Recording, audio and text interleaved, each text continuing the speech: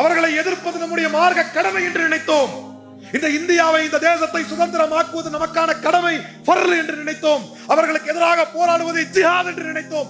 அதில் களமாடி இறப்பதை ஷஹாதத் என்று நினைத்தோம். அவ்வளவு கொடுத்திருக்கோம் இந்த மண்ணுக்கு.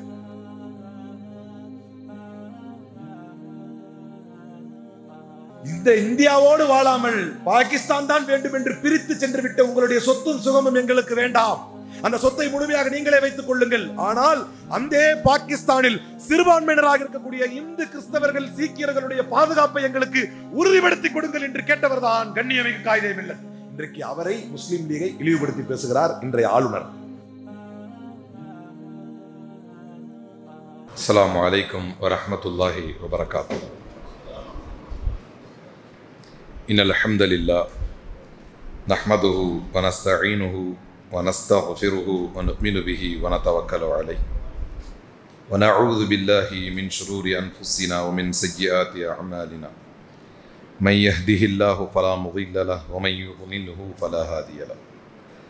ونشهد أن لا إله إلا الله ونشهد أن محمدا عبده ورسوله أما بعد. قال تعالى في القرآن الكريم: أعوذ بالله من الشيطان الرجيم. يا أيها الناس اتقوا ربكم الذي خلقكم من نفس واحدة وخلق منها زوجها وبث منهما رجالا كثيرا والنساء واتقوا الله الذي تساءلون به والأرحام إن الله كان عليكم رقيبا. قال نبينا صلى الله عليه وسلم: إن أصدق الحديث كتاب الله وخير الهدي هدي محمد صلى الله عليه وسلم شر الأمور محدثاتها كل محدثة بدعة وكل بدعة ضلالة وكل ضلالة في النار. மஸ்ஜித் உமர் ரலியல்லாஹு அன்ஹு பள்ளிவாசல் நிர்வாகம் மற்றும் பாலக்கரை வட்டார ஜமாத்துல் உலமா சபை இணைந்து நடத்தும் 79வது சுதந்திர தின விழா நிகழ்ச்சியை தலைமையேற்று நடத்தி கொண்டிருக்கும் மரியாதைக்குரிய துணைத் தலைவர் ஜனாப் நசுருத்தீன் அவர்களே, கிராத்தோதி ஆரம்பித்த மரியாதைக்குரிய மௌலவி ஷேக் முகமது யூசுஃபி அவர்களே, துவக்குரையாற்றிய மரியாதைக்குரிய மௌலவி அப்துல் சலாம் ஹசரத் அவர்களே, வரவேற்புரையாற்றிய டிபிஎஸ்எஸ் ராஜ் முகமது ஜனாப் அவர்களே, முன்னிலை வகிக்கும் ஏ ராஜா முகமது அவர்களே, ஜனாப் எம் அப்துல் பஷீர் அவர்களே, ஜனாப் எம்ஐடி சாகுல் அமீத் அவர்களே, ஜனாப் ஏ அப்துல் மாலிக் அவர்களே, ஜனாப் ஹாஜி எஸ் ஏ அப்துல் மஜீத் அவர்களே, ஜனாப் ஏ அரபு பாஷா அவர்களே, வாழ்த்துறை வழங்கி இருக்கக்கூடிய பெருமதிப்பிற்குரிய ஆலிம் பெருமக்கள் மௌலானா மௌலவி எஸ்எம் முகமது மீரான் மிஸ்பாய் ஹசரத் அவர்களே, மௌலானா மௌலவி எம் அல்லமீன் யூசுஃபி ஹசரத் அவர்களே, மௌலானா மௌலவி எம் முகமது பசீம் தாவூதி ஹசரத் அவர்களே, முகமது அசதுல்லா ஹசரத் அவர்களே, ஏ முகமது ஹுசைன் அவர்களே,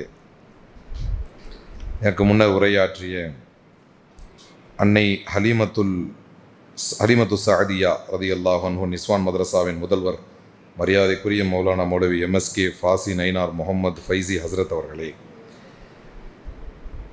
பாலக்கரை வட்டார ஜமாத்துல் உலமா சபையின் தலைவர் மரியாதைக்குரிய மௌலானா மௌலவி ஏ முகமது சிராஜுத்தீன் மன்பை ஹசரத் அவர்களே, நிகழ்ச்சியை தொகுத்து வழங்கி கொண்டிருக்கும் தலைமை மஸ்ஜித் உமர் ரலியல்லாஹு அன்ஹுவின் தலைமை இமாம் மௌலானா மௌலவி என் ரப்பானி மன்பை ஹசரத் அவர்களே, நன்றியுரை ஆற்றவிருக்கும் மேலாண் செயலாளர் மஸ்ஜித் உமர் ஏஎம்ஹெச் அப்துல் ஹக்கீம் ஜனாப் அவர்களே, இந்த 79வது சுதந்திர தினத்தில் திருச்சியிலே இன்றைக்கு ஜும்மா உரையையும் இது சம்பந்தமாக நிகழ்த்திவிட்டு அதே நம்முடைய திருச்சி பகுதியிலே மேன்மை பொருந்திய மஸ்ஜிதிலே சிறார்கள், இளைஞர்கள், உலமா பெருமக்கள், வாலிபர்கள், நடுத்தர வயதினர் என்று எல்லா தரப்பு மக்களும் குழுமி இருக்கக்கூடிய இந்த சபையில் எதற்காக இது போன்ற நிகழ்ச்சிகள் அவசியமாகின்றது? ஏன் இந்த மாதிரியான நிகழ்ச்சிகள்லாம் நடத்தி பொழுதுக்கும் நம்முடைய சுதந்திரத்துக்கும் நமக்கு என்ன சம்பந்தம்? ஏன்னா இன்றைக்கி பார்த்தீங்கன்னா லீவு, சுதந்திர தின சிறப்பு நிகழ்ச்சியெல்லாம் இருக்கும். ஜும்மாவுக்கு வர்றது கூட பெரிய விஷயம் இல்லை. இப்போ நீங்கள் வந்திருக்கிறது பெரிய தியாகம். ஏன்னா ஜும்மா வந்து தான் ஆகணும். அதனால் ஜும்மா உரையை கேட்டாங்க. இன்றைக்கு நீங்கள் வந்திருப்பது என்பது சுதந்திர தினத்தை முன்னிட்டு பல நிகழ்ச்சிகள் தொலைக்காட்சிகளில் இருக்கும். அதையெல்லாம் மிகப்பெரிய அளவிலே தியாகம் செய்துவிட்டு நாம் என்னதான் தியாகம் செய்திருக்கிறோம் என்பதை தெரிந்து கொள்வதற்காக நீங்கள் இந்த நிகழ்ச்சிக்கு வந்திருப்பதற்காகவே அல்லாஹ் நம் அனைவருடைய பாவங்களை பொறுத்தருள்வானாக. அல்லாஹ் நமக்கு சொர்க்கத்திலே மிக உயர்ந்த சொர்க்கமான ஜன்னத்துல் ஃபிர்தௌஸை நசீபாக்குவானாக. இது போன்ற நிகழ்ச்சிகள் எதனால் கடமையாகிறது அப்படின்னு சொன்னா,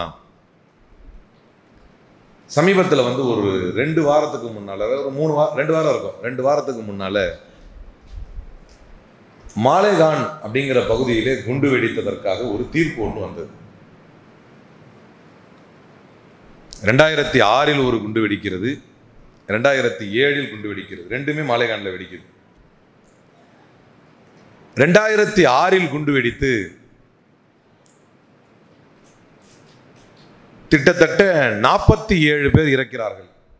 குண்டு எங்க வெடிக்குது அப்படின்னா, ஷபே பராத் அன்னைக்கு நடுராத்திரி ஒரு 1:45 மணி 1:45 இருக்கும்.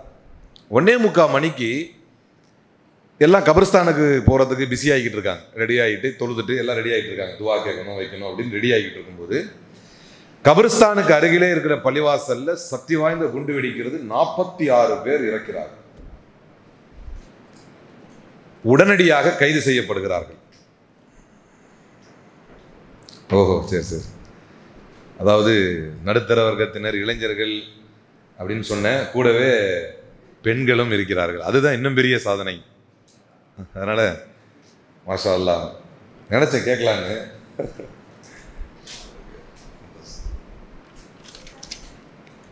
எங்க விட்டேன்? கவனிக்கிறீங்க அப்போ? லீவ் அதுவுமா 8:30 மணிக்கு தரமா கவனிக்கிறீங்க. அப்ப சந்தோஷம்.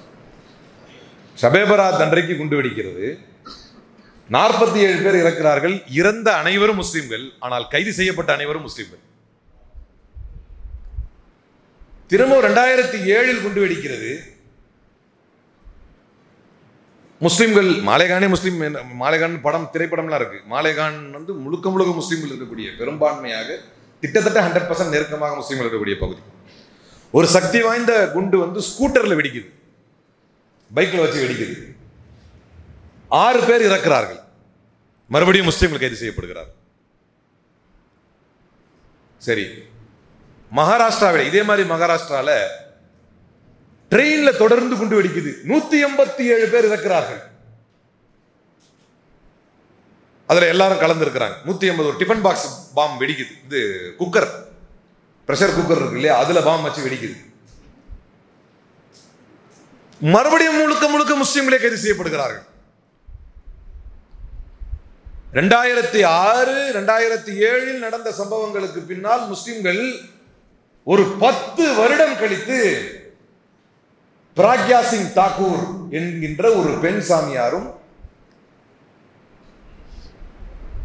இன்னொரு கர்னல் புரோஹித் என்கின்ற ஒரு ராணுவ அதிகாரி, ஏன்னா அந்த குண்டு அனைத்துமே ராணுவத்துடைய குண்டு.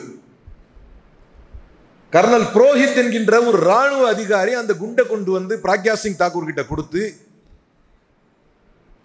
அங்க வெடித்த பைக் யாருதுன்னு சொன்னா பிராக்யா சிங் தாக்கூர். பின்னால ஹேமந்த் கார்கரே என்கின்ற ஒரு பெரிய அதிகாரி, ஒரு நேர்மையான மாவீரன். நம்முடைய பிள்ளைகள் எல்லாம் ஹேமந்த் கார்கரேவை போன்று நாம் வளர்க்க வேண்டும். அரசு உயர் பதவிகளில் அதிகாரிகளாகவும் பக்கமாச்சரியங்களற்ற நேர்மையான அதிகாரிகளாகவும் ஏன் உருவாகணும் அப்படின்னு சொன்னா, பிற்காலத்தில் இதை கண்டுபிடித்து இந்த 2 அயோக்கியர்களை கைது செய்ததற்காகவே கொலை செய்யப்பட்டார் ஹேமந்த் கார்கரே. Who killed ஹேமந்த் கர்கரே அப்படின்னு ஒரு புக்கே இருக்கு. Who killed ஜட்ஜ் லோயா அப்படின்னு ஒரு புக்கே இருக்கு. ஒரு நீதிபதி கொலை செய்யப்படுகிறார், ஒரு IPS உயரதிகாரி கொலை செய்யப்படுகிறார். காரணம் என்னவென்றால், இதை ஏன் இங்க சொல்லி ஆரம்பிக்கிறேன்னு ஒரு ரீசன் இருக்கு. 2006 கைது செய்யப்பட்டு 2007 கைது செய்யப்பட்டு 10 ஆண்டுகள் முஸ்லிம்கள் சிறைகளிலே இருந்து, பெயில்லாம் கிடைக்கல அவங்களுக்கு, தொடர்ந்து ஜெயிலில் இருக்கிறாங்க. தொடர்ந்து சிறையில் இருந்ததற்கு பின்னால் தான் இந்த வழக்கில் முஸ்லிம்கள் ஈடுபடவில்லை என்று ஒரு உண்மையான, நேர்மையான, நெஞ்சுறுதி மிக்க ஒரு ஆண்மகன் கைது செய்கிறான். இவர்கள் அல்ல காரணம். Saffron terrorism. டெரரிசம் அப்படின்னு ஒரு பேர் அப்பதான் வருது முதல்ல இந்தியாவில். என்ன டெரரிசம்? முஸ்லிம் டெரரிசம், இஸ்லாமிக் டெரரிசம் அப்படின்னு சொல்லிட்டு இருந்த காலகட்டத்தில் சாஃப்ரான் டெரரிசம் என்பதை இந்தியாவிற்கு கொண்டு வருகிறார் ஹேமந்த் கர்கரே. காவி தீவிரவாதம் அப்படின்னு சொல்றாரு. இதை நான் சொல்றதுக்கு ஒரு ஆழமான காரணம் இருக்கு, கவனிச்சுக்கிட்டுங்க. அப்ப இருந்து 2025 இப்ப 2025 2006ல இருந்து 2025 கிட்டத்தட்ட எத்தனை வருஷம்? கிட்டத்தட்ட 19-20 வருஷம். 10 ஆண்டுகள் முஸ்லிம்கள் தான் குற்றவாளிகள்னு அநியாயமா அனாமத்தா அவங்க வாழ்க்கை சிறையில போச்சு. அதுக்கப்புறம் இவங்களை பிடிச்சி இவங்க ஒரு 10 வருஷத்துக்கு இடையில அப்படியே பெயில வந்துட்டாங்க. இவங்க 2 பேர், எனக்கு கேன்சர் இருக்குது, எனக்கு ட்ரீட்மெண்ட் பார்க்கணும் அப்படி இப்படின்னு சொல்லி இந்த வெளியே வந்து பிரக்யா சிங் தாக்கூர் வெளியே வந்து எம்பியாவே ஆயிருச்சு. தேர்தலில் நின்று எம்பி ஆயிருச்சு. இப்ப சமீபத்தில் பியாண்ட் த டவுட், ப்ரூவ் பண்ண முடியல ப்ராசிக்யூஷன் சைட்ல அப்படின்னு பெனிஃபிட் ஆஃப் டவுட் 2 வழக்கு இருக்கு. இப்ப நான் சொன்ன பாத்தீங்களா, ட்ரெயின்ல வெடிச்ச வழக்குல முஸ்லீம்கள் கைது செய்யப்பட்டாங்கன்னு 187 பேர் செத்தாங்கன்னு. 2006ல 1, அகைன் 2007ல 1. 2006ல 2, ஒன்னு அந்த ட்ரெயின்ல வெடிச்சது, இன்னொன்னு முஸ்லீம்கள் இருக்கக்கூடிய மாலைகான்ல வெடிச்சது. அகைன் 2007 மாலைகான்ல வெடிச்சது. இந்த 3க்குமே முஸ்லீம்கள் தான் முதல்ல கைது செய்யப்பட்டார்கள். அந்த 2006ல ட்ரெயின்ல வெடிச்சதுக்கு 20 வருஷம் ஜெயில இருந்து MCOC மகாராஷ்டிராவினுடைய ஆர்கனைஸ்டு கிரைமுக்கு இருக்கக்கூடிய நீதிமன்றம், MCOC நீதிமன்றம் அதிலே 5 பேருக்கு மரண தண்டனையும் 7 பேருக்கு 5 முஸ்லிம்களுக்கு மரண தண்டனையும் 7 முஸ்லிம்களுக்கு ஆயுள் தண்டனையும் கொடுத்து அதில் 12 பேரில் ஒருவன் கொரோனாவிலேயே செத்து போயிட்டான் ஜெயிலே. மிச்சம் 11 பேர் உயிரோட இருக்கான். 19 ஆண்டு கால சட்ட போராட்டத்திற்கு பின்னால் உயர் நீதிமன்றத்திலே முஸ்லிம்கள் தங்களுடைய நியாயத்தை நிரூபிப்பதற்கு உயர் நீதிமன்றத்திலே போராடினார்கள். MCOC நீதிமன்றத்தை சாடியது உயர் நீதிமன்றம் தன்னுடைய அந்த உயர் நீதிமன்றத்தினுடைய நீதிபதிகளுடைய அமர்வு. ஏன்னா ஸ்பெஷல் கோர்ட் வந்து it is equal to high court. அப்ப 2 நீதிபதிகள் கொண்ட அமர்வுல வந்து அது விசாரணைக்கு வருது. 2 நீதிபதிகள் கொண்ட அமர்வு சரமாரியான கேள்விகளை கேட்கிறார்கள். காரணம் என்ன தெரியுமா?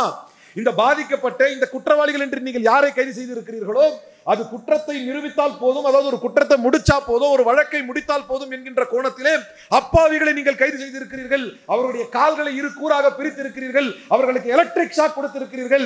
அவர்களுடைய கண்களை தூங்க விடாமல் தண்ணீரை ஊற்றி அவருடைய இரவு நேரங்களில் அவர்களை கொடுமைப்படுத்தி இருக்கிறீர்கள் என்பதை கிங் ஜேம்ஸ் மருத்துவமனையினுடைய ஆதாரங்களின் மூலமாக இங்கு நிறுவப்படுகிறது.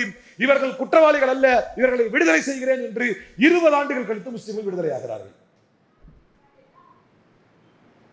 அதுக்கப்புறம் 3 நாள்ல இவர்களுடைய விடுதலையை எதிர்த்து அப்பீல் போயிருது கவர்மெண்ட்.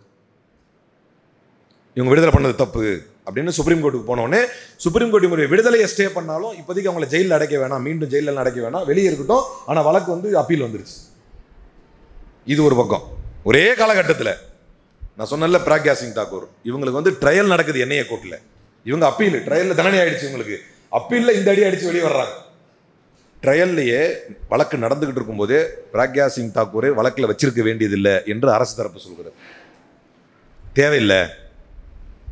அப்ப பாருங்க, இங்க கவனமா கூர்ந்து கவனிக்கணும். 187 பேர் சாவறான். கைது செய்யப்பட்ட இந்த 11 பேரும் குற்றவாளி இல்லைன்னு நீதிமன்றம் சொல்லுது. அப்ப யார் வச்சா? அப்ப யாரை குற்றவாளிகளாக காட்டுவதற்கு இது வைக்கப்படுகிறது? இங்க 2006 2007 மாலைகான்ல இவர்தான் என்று பிடித்த அதிகாரி உயிரோடு அல்ல, அதிகாரி கொல்லப்பட்டார். இங்க ட்ரையல்லையே சந்தேகத்திற்கிடமின்றி உங்களால நிரூபிக்க முடியல, வெடிச்ச பைக் இந்த மாதிரி தான் உங்களால ப்ரூவ் பண்ண முடியல, அதனால நாங்க வெளியிடுறோம் அப்படின்னு சொன்னாங்க. இதெல்லாம் ஒரு ஓர வஞ்சனை ஒரு பக்கம் இருக்கட்டும். இதை நான் இதுக்காகலாம் சொல்ல வரல, இதெல்லாம் நிறைய நடந்துட்டு தானே இருக்கு. மகாராஷ்டிராவின் முதலமைச்சர் பேசுகிறார்.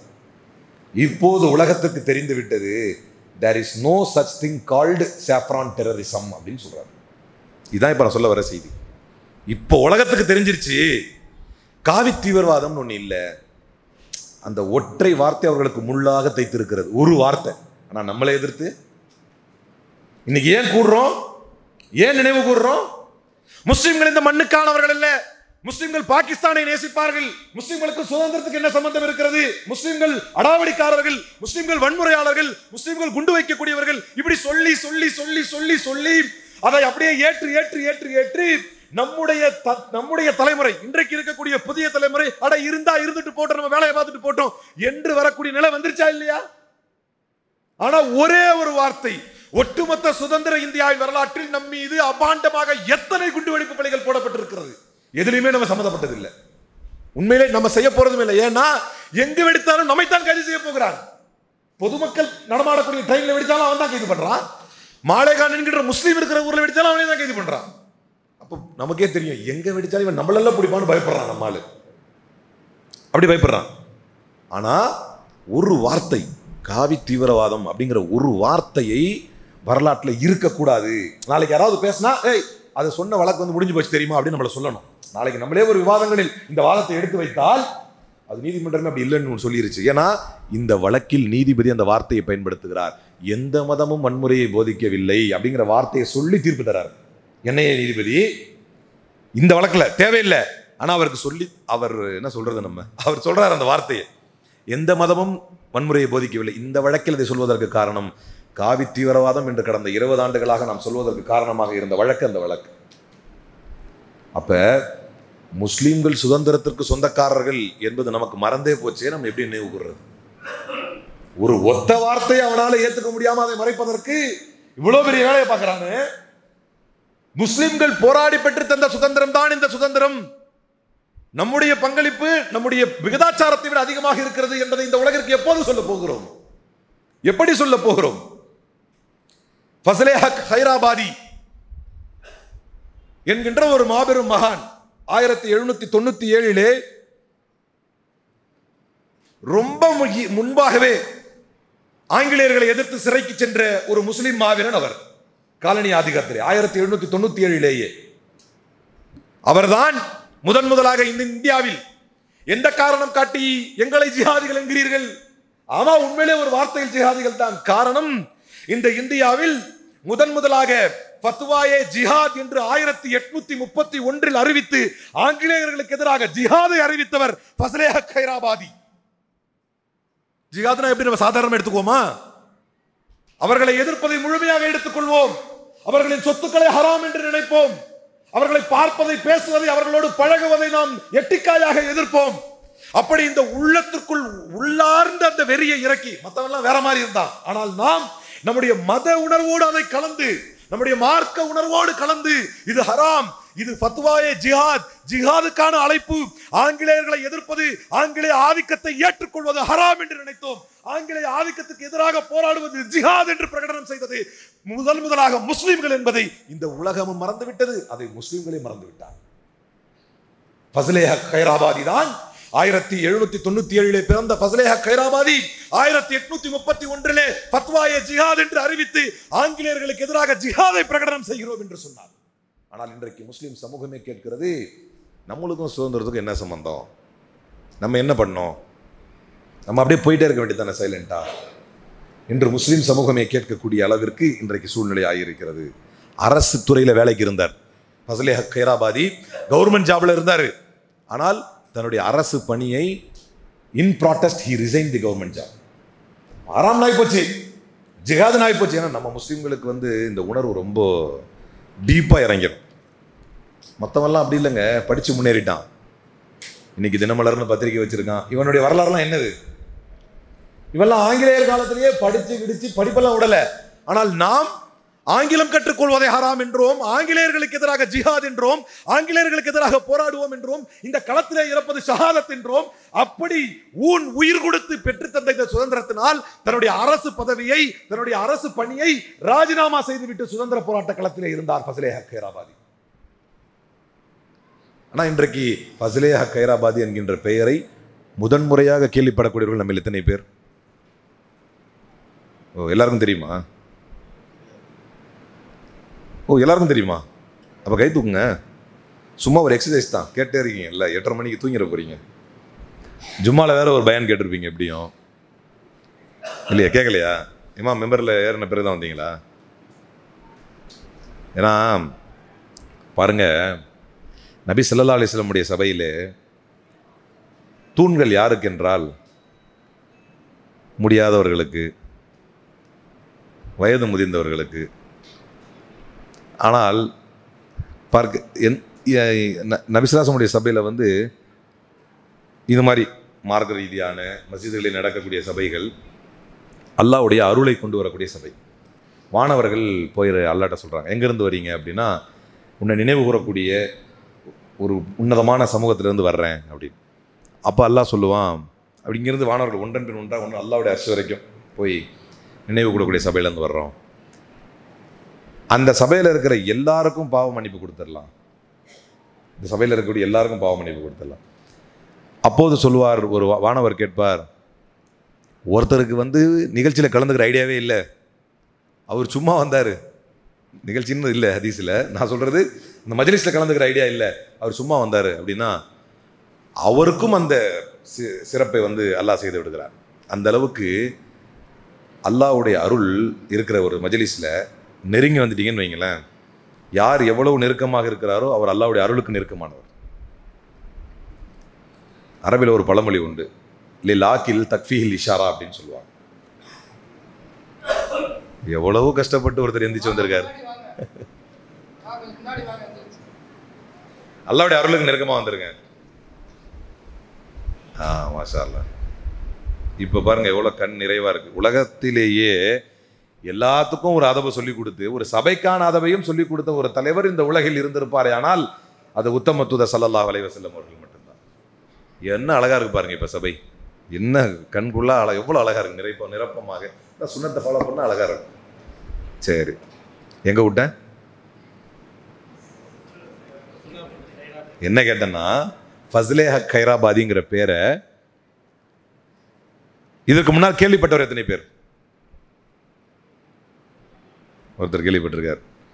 அநேகமாக அவர் ஏதாவது டிஎன்பிஎஸ்சியில் எக்ஸாம் எழுதியிருப்பார்னு நினைக்கிறேன். சந்தோஷம். ஒருத்தர் கேள்விப்பட்டிருக்கார், அது வரைக்கும் சந்தோஷம். பாருங்க, நம்ம நிலைமையை இல்லாத வரலாற்றை எழுதி காட்டுகிறாங்க. இவனுங்களுக்கும் சுதந்திரத்துக்கும் எந்த சம்பந்தமும் இல்லை. ராகுல் காந்தி அவர்கள் பாரத் ஜோடோ யாத்திரால I beg to remain humble servant அப்படின்னு சாவர்கர் எழுதினாரா இல்லையா அப்படின்னு ஒரு லெட்டர் எடுத்து காட்டினார்.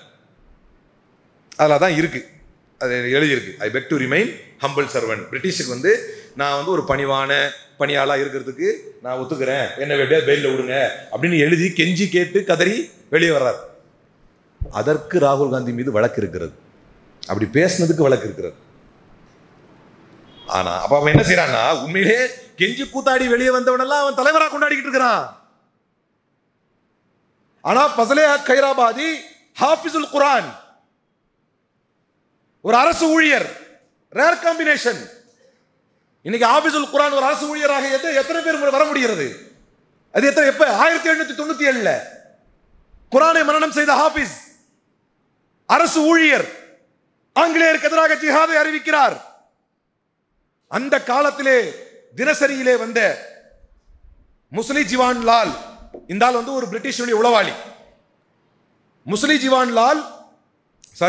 ஜிவான் லால் என்கின்ற ஆங்கிலேயர்களுடைய உளவாளி தன்னுடைய பத்திரிகையிலே எழுதி காட்டுகிறான், 30 ஜூன் 1859 ஆங்கிலேயர்களுக்கு எதிராக தீவிரமாக களமாடிய ஹாஃபிசுல் குர்ஆன், முன்னாள் அரசு பணியாளர் ஃபஸ்லே ஹக் கைராபாதி ஆங்கிலேயர்களுக்கு எதிராக ஜிஹாதை அறிவித்து கடுமையாக சுதந்திர போராட்டத்தில் தன்னை ஈடுபடுத்திக் கொண்ட ஃபஸ்லே ஹக் கைராபாதியை ஆங்கிலேய அரசு கைது செய்தது. அவருடைய வீட்டில் வைத்தே கைது செய்தது. அவருக்கு ஆயுள் தண்டனையை கொடுத்தது. அந்தமான் சிறையிலே அவரை தூக்கிலிட்டது. அந்தமான் சிறையிலே அவரை தூக்கிலிட்டது. இன்றைய வரைக்கும் அந்தமானில் எத்தனை மக்கள், எத்தனை அரசுகள் மாறினாலும் இன்றைய வரைக்கும் அந்தமானுடைய கலாச்சார பிரிவு ஃபஸ்லே ஹக் கைராபாதியினுடைய நினைவை நினைவு கூர்ந்து ஒவ்வொரு ஆண்டும் கலாச்சார நிகழ்வுகளை நடத்தி வருகிறது என்பது வரலாற்று உண்மை. அந்தமான் போனீங்கன்னா தெரியும். அந்தமானுக்கு நாடு கடத்தப்பட்டு, அந்தமானிலே சிறையில் அடைக்கப்பட்டு, அந்தமானிலே தூக்கிலிடப்பட்டார் ஆங்கிலேயர்களை எதிர்த்த ஃபஸ்லே ஹக் கைராபாதி. ஒரு ஹாஃபிசுல் குர்ஆன், இளமை காலத்திலேயே அரசு பணியில் இருந்தவர், ஆங்கிலேயர்களை எதிர்த்து சுதந்திர போராட்டத்திற்காக தன்னுடைய அரசு பணியை ராஜினாமா செய்து களத்திலே உறுதியாக நின்றதற்காக with an uncompromising spirit, எவரோடும் சமரசம் செய்து கொள்ளாத ஒரு உறுதிப்பாட்டான களத்திலே நின்றதற்காக அவர் தன்னுடைய வீட்டில் வைத்து கைது செய்யப்பட்டதை முன்ஷி ஜிவான் லால் என்கின்ற அந்த ஆங்கிலேய உளவு மனிதர் தன்னுடைய புத்தகத்தில், தன்னுடைய ஜேர்னலில் எழுதி காட்டுறார். அவரை வீட்டில் வைத்து கைது செய்து சிறையில் அடைத்தார்கள். அந்தமானிலே தூக்கிலிடப்பட்டார். எவ்வளவு பெரிய வீரம், எவ்வளவு பெரிய தியாகம்! நம்ம எத்தனை பேருக்கு இந்த ஃபஸ்லே ஹக் கைராபாதியின் வரலாறு தெரியும்? நம்முடைய அடுத்த பிள்ளைகளுக்கு ஃபஸ்லே ஹக் கைராபாதியின் பெயரை வைக்க வேண்டாமா?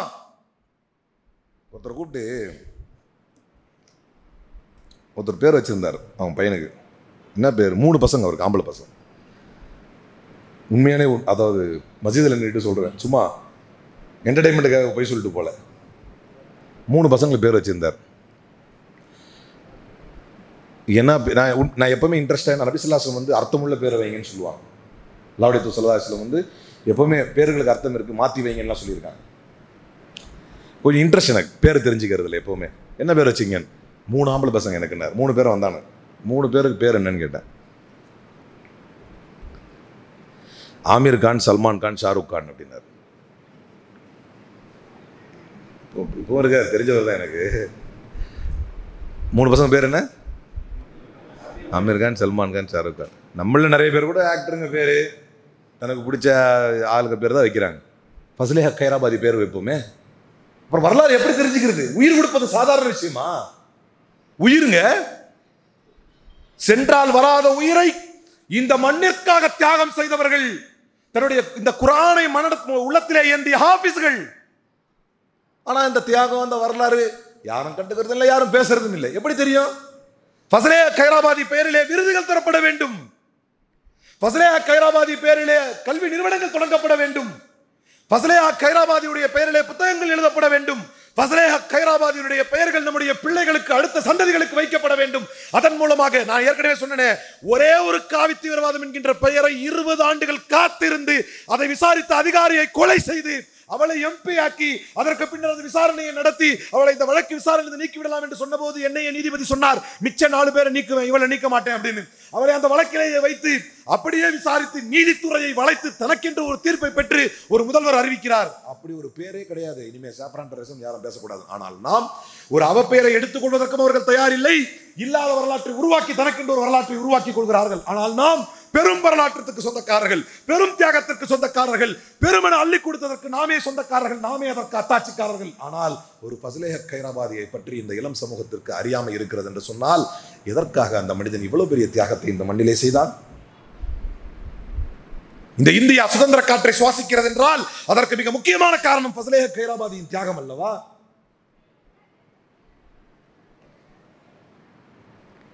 ஷரஃபுத்தீன் காதிரி பீகாரிலே கும்ராவா என்கின்ற ஊரிலே பிறந்த ஒரு யூனானி டாக்டர். நம்ம நிறைய பேர் மகாத்மா காந்தியுடைய வரலாறு படிக்கிறோம். எத்தனை பேர் அவர் கூட இருந்த இஸ்லாமியர்களை தெரியும்? அவர் ஒரு யூனானி டாக்டர். 1930 உப்பு சத்தியாகிரகத்தை காந்தி நடத்திய போது, மகாத்மா காந்தி நடத்திய போது அவரோடு சேர்ந்து போராட்ட களத்திலே இருந்து ஒரே சிறையிலே மகாத்மா காந்தியோடு தன்னுடைய காலத்தை கழித்தவர் ஷரஃபுத்தீன் காதிரி அவர்கள். ஒத்துழையாமை இயக்கம் நடத்திய போது அதோடு இருந்தவர். 2015 இப்பதான் 2015 தான் மௌத்தா போனாங்க. ஹி பாஸ்ட் அவே. அவருக்கு பத்மபூஷன் விருது தரப்பட்டது. நம்ம எத்தனை பேருக்கு அவருடைய பெயர் தெரியும்? சுதந்திர போராட்டத்தில் அவருடைய ஈடுபாட்டிற்காக பத்மபூஷன் விருது பெற்ற சுதந்திர போராட்ட வீரர் யார்? ஷரஃபுத்தீன் காதிரி. அன்சங் ஹீரோஸ், கொண்டாடப்படாத நம்முடைய சுதந்திர போராட்ட வீரர்கள். சில பேர் அங்கீகாரமே கிடைக்காம போயிடும். ஆனால் அங்கீகாரம் கொடுக்கப்பட்ட ஒரு பத்மபூஷன் விருது பெற்ற பீகாரிலே பிறந்த ஒரு முஸ்லிம் சுதந்திர போராட்ட வீரர் ஷரஃபுத்தீன் காதிரியின் பெயர்கள் சிந்திக்கப்பட வேண்டும். நம்முடைய பிள்ளைகளுக்கு வைக்கப்பட வேண்டும். வரலாறு கடத்தப்பட வேண்டும். அதே போல முகமது பரக்கத்துல்லா, மௌலானா முகமது பரக்கத்துல்லா போபாலிலே பிறந்தவர். காந்தியுடைய கதர் அமைப்பை எடுத்து நடத்தியவர். தன்னுடைய கடைசி மூச்சு இருக்கும்போது சொல்லி இறந்தார் என்று ரொம்ப அழகாக சொல்லுவார்கள். தான் இறக்கும் பொழுது, அதால் தான் நான் என்ன சொல்ல வரேன்னா, how seriously we took the independence, the struggle of independence. சுதந்திர போராட்டத்தை முஸ்லீம்கள், ஏதாவது எல்லா சமூகமும் இதில் பங்கெடுத்திருக்கலாம், இருக்கு, எல்லாருடைய பங்களிப்பு அதிகமாக இருக்கு. ஆனால் தன்னுடைய உணர்வோட கலந்து, அப்படி உணர்வோட கலந்த ஒரு சமுதாயம் வந்து அது முஸ்லீம் சமுதாயம். அதனாலதான் ரொம்ப பயந்தான். திப்பு சுல்தானை பார்த்து பயந்தான், அங்கில பார்த்து பயந்தான், இவனை பார்த்து. ஏன்னா இவன் வித்தியாசமான உணர்வை காட்டுவாங்க, ரொம்ப வித்தியாசம். ஏன்னா இன்னி வரைக்கும் கூட சிஏஏ போன்ற கருப்பு சட்டங்களை கொண்டு வரும்போது கூட என்ன பெரும்பான்மை இருந்து கூட அவனால் முழுமையாக நிறைவேற்ற முடியாத நிலைமைக்கு இருப்பதற்கு காரணம் முஸ்லீம்களுடைய அந்த போராட்ட குணம். இன்னைக்கு அடிச்சு ஒடிச்சு மிச்ச மீதியாக தான் கொஞ்சம் மிஞ்சி இருக்கிறோம். இதுக்கே இப்படி இருக்குதுன்னா அன்னைக்கு எப்படி இருந்திருக்கும்? அப்போ அவர் தன்னுடைய மரணப்படுக்கையில் சொன்னாராம், இந்த நாட்டை, சுபானல்லா, அதை படிக்கும்போது அவ்வளோ எழுச்சியாக இருந்தது, அவ்வளோ மெய்சிலிருப்போடு இருந்தது. இந்த நாட்டை சுதந்திரம் அடைய வைக்காமல், இதை படிக்கும்போது நம்ம காலித் பின் வலித் ரலியல்லாஹு அன்ஹு சொன்னது ஞாபகம் வந்துச்சு. எத்தனையோ போராட்டங்கள்ல உடம்பு ஓபன் பண்ணி பார்த்தா எவ்வளோ அம்புல அடிபட்டது, வால் அடிபட்டதெல்லாம் இருக்கு. ஆனா அமூத்து ஹாஹுனா கஜுப்பானின் ஃபில் ஃபிராஷ் அப்படின்னாராம்.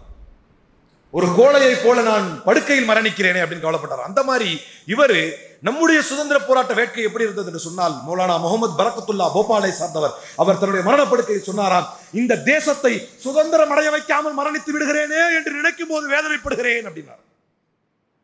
எவ்வளவு உணர்ச்சிகரமா நம்ம இருந்திருக்கிறோம், எவ்வளவு உணர்வோடு இந்த சுதந்திர போராட்டத்தை நேசித்திருக்கிறோம் என்பது வரலாறு.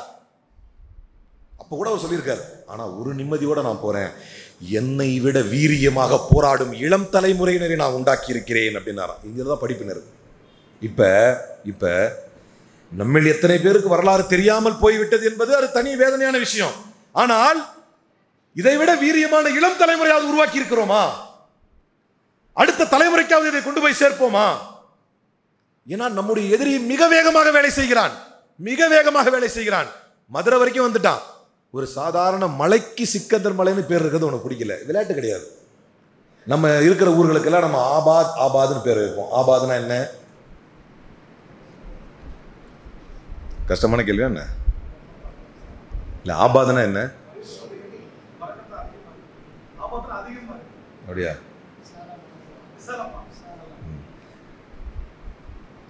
அது மெயினாக வந்து பரக்கத்துடைய மீனிங்கோடு சேர்த்து வைக்கப்பட ஒரு இது ஆபாத். அதனால நம்ம ஹைதராபாத், அலகாபாத், செகந்திராபாத் இதெல்லாமே உருதுடைய முகலாயர்களுடைய அடையாளம் வருது உடனே. அதனால தான் யூபியிலே பேரை மாற்றி என்ன வச்சிட்டான், பிரயாக்ராஜ் அப்படின்னு வச்சிட்டான். ஏன்னா உங்க அடையாளம் கூட இருக்கக்கூடாதுன்னு அவன் தெளிவாக இருக்கான். ஆனால் நமக்கு இருந்த உண்மையான வரலாறு கூட தெரியாமல் நம்ம ஜாலியாக இருக்கிறோம். நடந்துட்டு போட்டோம், செஞ்சுட்டு போட்டோம். அலகாபாத் பேரை மாற்றி இதில் கொடுமை என்னன்னா, இதில் எத்தனை பேருக்கு அலகாபாத்னு இனிமேல் பேர் இல்லைன்னு தெரியாது. அது மாற்றி ஆயிடுச்சு வருஷ கணக்கா. அலகாபாத்னு ஒரு பேர் இனிமேல் கிடையாது. Officially it is not Allahabad, it is Prayagraj. அலகாபாத்ங்கிற பேரே இல்லை. ஏன்னா இப்போ இங்கே ஒரு ஸ்ரீதேவி பெருமகனார் ஒருத்தர் ஆச்சரியமா இப்போ பார்க்குறாரு. நான் இதை சொல்லும்போது அதை வச்சு தான் சொல்கிறேன். அவர் இப்போ தான் கேள்விப்படுறாருன்னு நினைக்கிறேன். சொல்லி பார்த்துக்கிறாரு ஆச்சரியமா, அலகாபாத் அப்படின்னு சொல்லி பார்க்குறாரு. பார்த்தேன் இப்போ ஒருத்தரை. சொல்ல முடியாது, ஏன்னா மாத்தியாச்சு பேரு, பிரயாக்ராஜ். ஹைதராபாத்தையும் மாத்தணுங்கிறான், ரெக்வஸ்ட் வச்சுக்கிட்டு இருக்கான். முஸ்லிம்களுடைய பெயர் கூட இருக்கக்கூடாது. திடீர்னு கபர்ஸ்தான்குள்ள பூந்துட்டு தர்காக்குள்ள பூந்துட்டு என்ன சொல்றான், இது எங்க கோயில் அப்படிங்கிறான். அதெல்லாம் ஏதோ போற போக்குல போக்கிரித்தனமால அவன் செய்யல.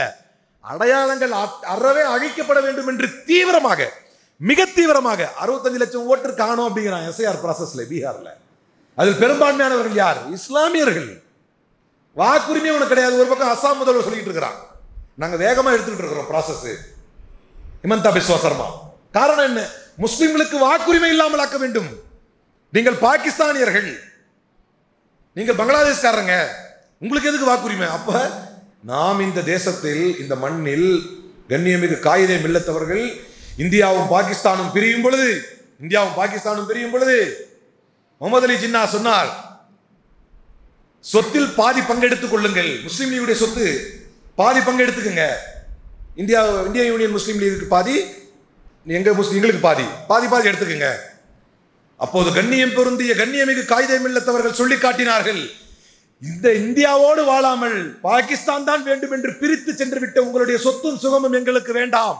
அந்த சொத்தை முழுமையாக நீங்களே வைத்துக் கொள்ளுங்கள். ஆனால் அந்த பாகிஸ்தானில் சிறுபான்மையினராக இருக்கக்கூடிய இந்து கிறிஸ்தவர்கள் சீக்கியர்களுடைய பாதுகாப்பை எங்களுக்கு உறுதிப்படுத்தி கொடுங்கள் என்று கேட்டவர் தான் கண்ணியமிகு காயிதே மில்லத். இன்றைக்கு அவரை முஸ்லீம் லீகை இழிவுபடுத்தி பேசுகிறார் இன்றைய ஆளுநர். முஸ்லீம் லீகை இழிவுபடுத்தி பேசுகிறார் ஆளுநர். அதெல்லாம் விளையாட்டாலாம் கிடையாது. சொல்லிக்கிட்டே இன்னைக்கு ஜும்மால கூட நான் சொன்னேன், பிக் லை தியரி. என்ன தியரி? பிக் ஹிட்லருடைய தத்துவம். அது கோயபல்ஸ் சொல்லிக் கொடுத்தது. கோயபல்ஸ் என்கின்ற ஹிட்லருடைய ஒரு குரு. பிக் லை தியரி, புரியுதா? பிக்னா என்னது? லை, பொய். பெரும் பொய் தத்துவம் அப்படின்னா என்ன? அப்படின்னா அம்மா கூப்பிட்டுருக்காங்க உன்னை, எங்க விட்ட கவனிக்கிறீங்க இப்போ கரெக்டா? வெள்ளிக்கிழமை அதுவுமா பெரும் பொய் தத்துவம். பிக் லை தியரினா என்னன்னா, நீ எவ்வளவு பெரிய பொய்ய சொல்லணும், நான் சொல்றதே சொல்ற, சின்ன பொய்யா சொல்லாத. எவ்வளவு பெரிய பொய்யா சொல்லு, பெரிய பொய்யா சொல்லணும். அது எவ்வளவு பெரிய பொய்யை சொல்லணும்னா, எவ்வளோ பெரிய ஆளு இவர் போய் அவ்வளவு பெரிய பொய் சொல்வாரா அப்படின்னு நினைக்கணும். நம்ம பிரதமரே போய் ராஜஸ்தான் தேர்தல் பிரச்சாரத்தை சொல்லுவார், முஸ்லிம்கள் எல்லாம் ஊடுருவல்காரர்கள், முஸ்லிம்கள் எல்லாம் அதிக பிள்ளை பெற்றுக்கொள்ளக்கூடியவர்கள். மறுநாள் த ஹிந்து எழுதும், prime minister speech is erroneous, deliberately misinterpreted. மறுநாள் பத்திரிகை எழுதும், இது தப்பு, வேண்டுமென்றே திரித்து கூறியிருக்கிறார் பிரதமர் அப்படின்னு. அப்படி ஒன்றும் கிடையாது. ஆனால் செய்தி போய் சேர்ந்துருச்சு. செய்தி, but the damage is already been done. சொன்னது யாரு? பிரதமர். அவர் போய் சொல்லுவாரா? சொன்னது யாரு? பிரதமர். அவர் போய் சொல்லுவாரா? அப்ப இங்கதான் நீங்க கவனிக்கணும். இதுதான் ஹிட்லருடைய பெரும் பொய் தத்துவம். எவ்வளவு பெரிய பொய் சொல்லணும், அவ்வளவு பெரிய பொய் சொல்லு. சொல்றதா சொல்ற, சின்னதா சொல்லாத. बोलता बोलता छोटा बोलना वो, क्या बोल, बड़ा बोल, इतना बड़ा बोल, उतना बड़ा बोल, इतना बड़ा आदमी इतना बड़ा झूठ बोलेगा क्या बात, इतना बड़ा बोल. இவ்வளோ பெரிய மனுஷன் போயும் இவ்வளோ பெரிய போய் சொல்லுவார். அதுக்கு காரணம் ஏற்றக்கூடிய தத்துவம், பிக் லை தியரி. அந்த பிக் லை தியரியை பயன்படுத்தி முஸ்லிம்கள் இந்த நாட்டுக்கு அந்நியக்காரர்கள், அவர்கள் பாகிஸ்தானை நேசிப்பார்கள், இந்த தேசத்தின் சுதந்திரத்துக்கும் அவர்களுக்கும் சம்பந்தம் இல்லை, அவர்களுக்கும் இந்த சுதந்திரத்துக்கும் எந்த ஒட்டும் இல்லை, உறவும் இல்லை. ஆனால் நாமோ மரணப்படுக்கையில் படுத்துக்கொண்டு அபூ ஹுரைரா ரலியல்லாஹு அன்ஹு அவர்கள் மறுமையை நினைத்து கவலைப்பட்டதை போல அபூ ஹுரைரா ரலியல்லாஹு அன்ஹு மரணப்படுக்கையில் இருந்தாங்களாம், அழுதுகிட்டு இருந்தாங்களாம். மா யுபகீக யா அபூ ஹுரைரா அப்படின்னு கேட்டாங்களா அபூ ஹுரைரா ரலியல்லாஹு அன்ஹு. மா யுபகீக யா அபூ ஹுரைரா. அப்ப அபூ ஹுரைரா சொன்னாங்களாம், அம்மா இன்னி லா அபுகீலி துன்யாக்கும் ஹதா வலாக்கின்னி அபுகீலி புஅதி சஃபரி வலி கில்லத்தி ஜாதி வஸிர்து அலா மஸீரின் இலல் ஜன்னதி வன்னார் வலாக்கின் லா அத்ரி இலா ஐஹிமா இஸ்லகு பி அப்படின்னாரு. எதுக்கு அழுதுகிட்டே இருக்கீங்கன்னா, மறுமையில நினைச்சு அழுதுகிட்டே இருந்தாராம். ஏன் அழுவுறீங்க அப்படின்னு கேட்டா, இல்லை நான் இந்த உலகத்தை நினைச்சலாம் அழுவல, ஒரு பெரிய பயணத்தை மேற்கொள்ள வேண்டியது இருக்கிறது என்பதை நினைக்கும் போது அழுகிறேன், அந்த பயணத்திற்கான ஏற்பாடு என்னிடத்தில் குறைவாக இருக்கிறது என்பதை நினைக்கும் போது அழுகிறேன். அவர்கிட்ட கம்மியா இருந்துச்சான், அதனால அழுதுட்டு இருந்திருக்காரு. நம்மகிட்ட ஃபுல்லா இருக்குது, ஜாலியா இருக்கிறோம். மறுமை நாளை வந்தவிட ஃபேஸ் பண்ணிடலாம், அல்லாவை நெஞ்சுறுதியோட ஃபேஸ் பண்ணிடலாம் அப்படின்னு இருக்கிறோம். அவர்கிட்ட ரொம்ப அபூ ஹுரைரா யாரு, மிம்பருக்கும் பள்ளிக்கும் மத்தியிலே மயங்கி கிடப்பேன், மக்கள் என்னை பைத்தியம் என்று என் கழுத்திலே ஏறி மிதித்து செல்வார்கள். நான் பைத்தியம் அல்ல, பசியின் காரணமாக அல்லாஹ்வுடைய தூதரோடு சேர்ந்து பசித்திருந்த பசியின் காரணமாக மயங்கி கிடப்பேன். அப்படி பசியை, பட்டினியை, கஷ்டத்தை சுவைத்த அஸ்ஹாபு சுஃபாவிலே ஒருவர் முதன்மையானவர், மேன்மையானவர், அந்த சஹாபி அப்படி நினைச்சாலும். அந்த மாதிரி நம்ம இங்க இந்தியால மரணப்படுக்கையில படுத்துக்கிட்டு இந்தியா சுதந்திரமாகாம சாகுறமே, ஏன்னா மார்க்க உணர்வோடு பிணைத்து விட்டோம். அவர்களை எதிர்ப்பது நம்முடைய மார்க்க கடமை என்று நினைத்தோம். இந்த இந்தியாவை, இந்த தேசத்தை சுதந்திரமாக்குவது நமக்கான கடமை, ஃபர்ல் என்று நினைத்தோம். அவர்களுக்கு எதிராக போராடுவதை ஜிஹாத் என்று நினைத்தோம். அதில் களமாடி இறப்பதை ஷஹாதத் என்று நினைத்தோம். அவ்வளவு கொடுத்துருக்கோம் இந்த மண்ணுக்கு. அதனாலதான் முக்கியமான ஒரு ஷஹாதத்துடைய வேலையை விடாம இப்படி மரணிக்கிறோமே அப்படின்னு அவர் நினைச்சு வேதனைப்பட்டார். அவ்வளவு உணர்வோடு நம்மை அடிமைப்படுத்தியவனுக்கு எதிராக களமாட வேண்டியது நம்முடைய கடமை என்று நினைத்தோம். முடிச்சிடலாமா? இல்லை, கேட்குறவங்க தான் சொல்லணும். புதுக்கோட்டை ஜமாத்துல் உலமால இது பண்ணாங்க, வக்ஃப் அமெண்ட்மெண்ட் பில் பெரிய லெவலில் மாஷா அல்லாஹ் சிறப்பாக சிறப்பாக பண்ணாங்க. ஆனால் என்ன பண்ணாங்க, அலிம் புகாரி பேசுகிறாருன்னு 10 முறை அறிவிச்சிட்டாங்க. நானும் 10 முறை எஞ்சி உட்காந்துட்டேன். அதுக்கப்புறம் யாரோ நிறைய பேர் பேசி அதுக்கப்புறம் நான் வந்து பேசும்போது ஒரு பேப்பர் எடுத்து கொடுத்தாங்க. ஒரு பேப்பர், நான் பேப்பர் கொடுத்தா என்ன இருக்கும் அதில், பொதுவாக முடிக்கவும் அப்படின்னு இருக்கும், பேசவும் இருக்கு அதில். நான் நல்ல வேலை நல்லா படித்து பார்த்துட்டு அப்படின்னு, அதனால் அப்போ உடனே நான் கேட்டேன் என்னங்க செய்யணும் அப்படின்னு. இல்லை நீங்கள் பேசுங்க அப்படின்னா. மணி 9ஆவது, ஆளாளுக்கு ஒரு கமிட்மெண்ட் இருக்கும், யங்ஸ்டர்ஸ்லாம் வேறு இருக்காங்க, பேசலாமா இன்னும் ஒரு 5 நிமிஷம்? சரி. அரசியல் ரீதியாக இன்னைக்கு நம்ம எவ்வளோ பேர் அரசியல் ரீதியாக ஆக்டிவாக இருக்கிறோம் அப்படின்னு இருக்கு. இப்போ முடிச்சுட்டு பேசுங்கன்னு சொல்கிறது சப்ஜெக்ட் இல்லை. இப்போ முடிச்சுட்டு நான் யார் பேர்லாம் சொன்னேன்னு நான் கேட்பேன். இப்போ ஏன்னா சொல்லுவாங்க, மன் ஹஃபில ஃபர்ர ஓ மன் கத்தப கர்ற, எழுதுனா தான் நிற்கும். புகாரி ரஹ்மத்துல்லாஹி அலைஹி தான் வந்து லட்சக்கணக்கான ஹதீஸை வந்து அப்படியே மனப்பாடமாக வச்சுட்டு கேட்டோன்னே சொல்லிடுவாங்களாம், டக்கு டக்கு டக்கு டக்குன்னு. இங்கே யாரும் புகாரி ரஹ்மத்துல்லாஹி அலைஹி இல்லை. சரி, அப்போ யூசுப் மெஹர் அலி அப்படின்னு ஒரு பெரியார் இருந்தார். அந்த யூசுப் மெஹர் அலி செப்டம்பர் 3, 1903 மும்பையிலே பிறந்தார். 1942 ஏர்வாடா சிறையில் அடைக்கப்பட்டார் ஆங்கிலேயர்களால். சுதந்திரத்துக்காக ரொம்ப போராடுறாரு அப்படின்னு சொல்லி 1942 ஏர்வாடா சிறையில் அடைக்கப்பட்டார். சிறையில் இருந்து கொண்டே மும்பை மாநகராட்சிக்கு மேயர் ஆனார். அரசியல் பார்த்தீங்களா? இன்னைக்கு நம்முடைய அரசியல் சூழ்நிலைகள் எப்படி இருக்கிறது? நம்முடைய அரசியல் பங்களிப்பு என்ன? சுதந்திர போராட்டம் ஒரு பக்கம் நடக்கும், ஹிப்சுல் குரான் ஒரு பக்கம் நடக்கும், ஒரு பக்கம் ஆலிமியத் நடக்கும். எல்லாம் மௌலானாக்கள் தான் சுதந்திர போராட்டத்தை கலந்துக்கிட்டது. எல்லாம் அலிகர் யூனிவர்சிட்டி யாருடையது? யார் நிறுவியது? ஆனால் கல்வி வெறும் மார்க்க கல்வி மட்டும் ஒரு பக்கமா, அல்லது உலக கல்வி மட்டும் ஒரு பக்கமா, அல்லது அரசியலில் எந்த விழிப்புணர்வும் இல்லாமல் இருந்தார்களா? ஏர்வாடா சிறையில் அவர் அடைக்கப்படுகிறார். சிறையில் இருந்து கொண்டே மேயராக ஜெயிக்கிறார். காங்கிரசினுடைய காரிய கமிட்டியில் உறுப்பினராக இருந்தவர். காந்தி உருவாக்கிய சபையில் உட்கார்ந்து பேசிட்டு இருக்கும்போது, நிறைய பேருக்கு தெரியாதுல்ல, காந்தியுடைய ஒத்துழையாமை இயக்கம்னு ஒன்று இருக்கா? அதே மாதிரி இன்னொரு மூமெண்ட் பேர் சொல்லுங்க. சத்தியாகிரகம் வேற. வெள்ளையனே, அது இங்கிலீஷ்ல என்னது? என்ன இந்தியா? Quit India. அதான் வெள்ளையனை வெளியேறு நம்ம வச்சுக்கிட்டது, தமிழ்ல மொழிபெயர்த்துக்கிட்டது. அந்த குயிட் இந்தியா என்று காந்திக்கு சொல்லிக் கொடுத்தவர் யூசுப் மெஹர் அலி. இது வரலாறு. அவர் உட்கார்ந்து மஷரா பண்ணும்போது, காங்கிரஸ் காரிய கமிட்டியில் உட்கார்ந்து மஷரா பண்ணும்போது குயிட் இந்தியா அப்படின்னு சொன்னார். உடனே காந்தி, இது நல்லா இருக்கு, யார் அது? யூசுப் மெஹர் அலி சொன்ன குயிட் இந்தியாவை கொண்டு வாங்கினார். வெள்ளையனே வெளியேறு என்று தமிழிலே சொல்கிறோம், நெஞ்சை நிமிர்த்திக் கொண்டு சொல்லுங்கள், வெள்ளையனே வெளியேறு, குயிட் இந்தியா என்பதை இந்த இந்தியாவிற்கு அறிமுகப்படுத்தியவன் யூசுப் மெஹர் அலி என்கின்ற ஒரு முஸ்லிம்.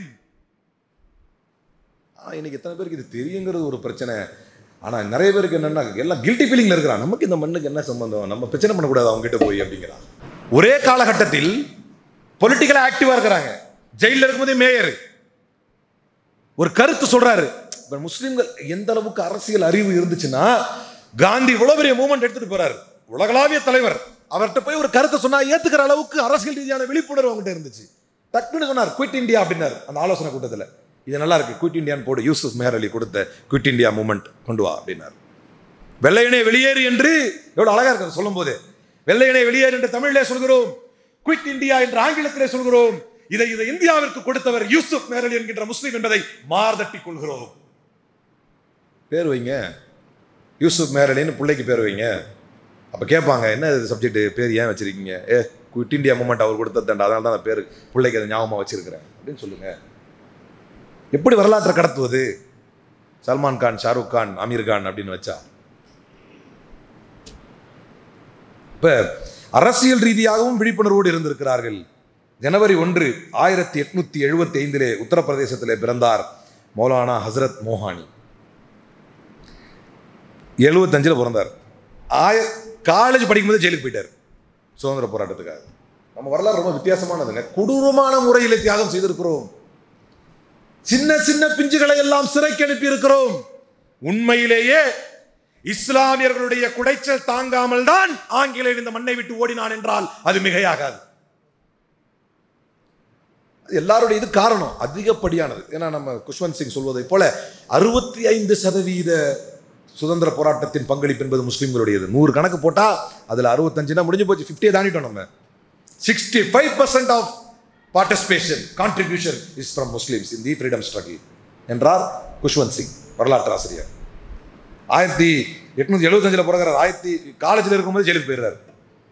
அகைன் 1903 படிச்சுட்டு இருந்த காலேஜில் இருந்து நீக்கிறாங்க. தொடர்ந்து ஜெயிலுக்கு போயிட்டே இருக்கிற அப்படின்னு நீக்கிறாங்க. படிப்பு பறிப்போகுது. 1903 படிச்சுக்கிட்டு இருக்கிற காலேஜ் வந்து வெளியேற்றுறாங்க. அப்ப என்ன பண்ணார்? உருதுயே முஅல்லா அப்படின்னு ஒரு பத்திரிகையை அலிகரிலே வைத்து 1903 உடனே ஆரம்பிக்கிறார். உருதுயே முஅல்லா அப்படின்னு. அவர் எழுதிய எழுத்துக்கள் ஆங்கிலேயர்களுக்கு அவ்வளவு குடைச்சலை தந்தது என்று வரலாறு சொல்கிறது. ரொம்ப எதை எழுதினாலும் வீரியத்தோடும் சுதந்திர வேட்கையோடும் எழுதுகிறார். அதை படிச்சா மக்கள் உடனே சுதந்திர போராட்டத்தில் ரெடி ஆயிடுறான் அப்படின்னு சொல்லி அந்த பத்திரிகையை தடை செய்து 1903 வெளியே வந்த நம்முடைய மௌலானா ஹசரத் மோஹானியை மீண்டும் 1907 சிறை வைக்கிறது ஆங்கிலேய அரசாங்கம். 1907 மீண்டும் சிறை வைக்கிறது.